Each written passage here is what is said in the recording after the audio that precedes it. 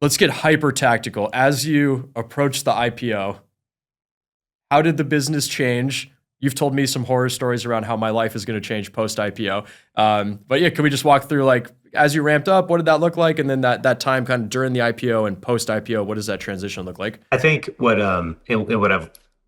attracted me to the team at FloQast is that it was never a goal of ours to IPO.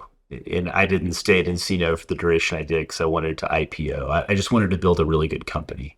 And IPO is a way for us along that journey to building a good, enduring company to have access to public markets, which would allow us to buy great companies, which we did. It was an access to capital. If we want to invest more in our products organically, it was a way for us to reward our employees and then also get liquidity for the early shareholders who bet on us. So I just view an IPO as it is a waypoint on a journey. Now, it's not one that you just do on a whim. You have to be really thoughtful in how you prepare for it. What we always said is that we wanted to have the option to go public. And that what that meant is, and I think that was, sometimes words matter, Mike, because it didn't make a later IPO or not IPOing a failure. We wanted to have the option to go public. And our thought process was that if we have the option to go public, it means that we have all the institutional rigor and the management cadences to stand up to that scrutiny, and we're ready for it, because you don't do that overnight.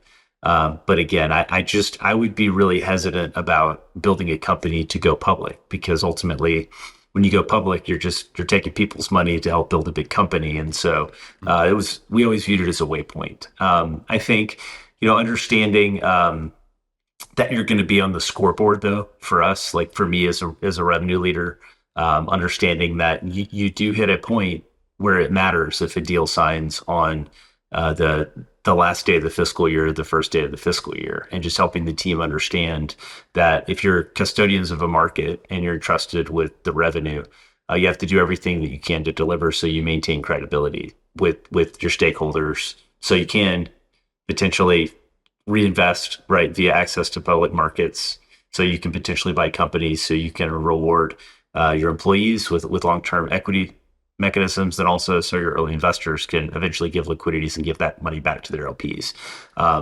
So I think just preparing to get up on that stage is work.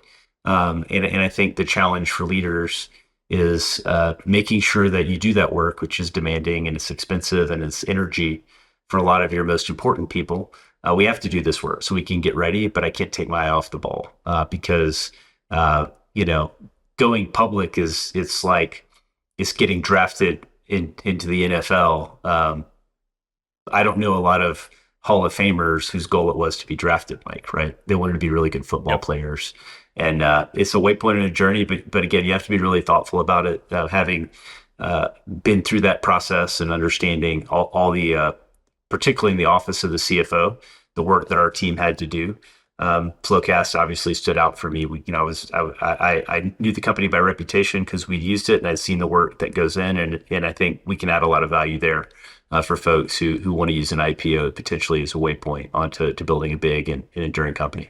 Thanks for checking out that clip from Blood, Sweat, and Balance Sheets. Hope you enjoyed it. If you want to listen to the whole podcast and get some CPE credits, check us out at Flocademy, which is at learn.flocast.com, or get the podcast wherever you get your podcasts.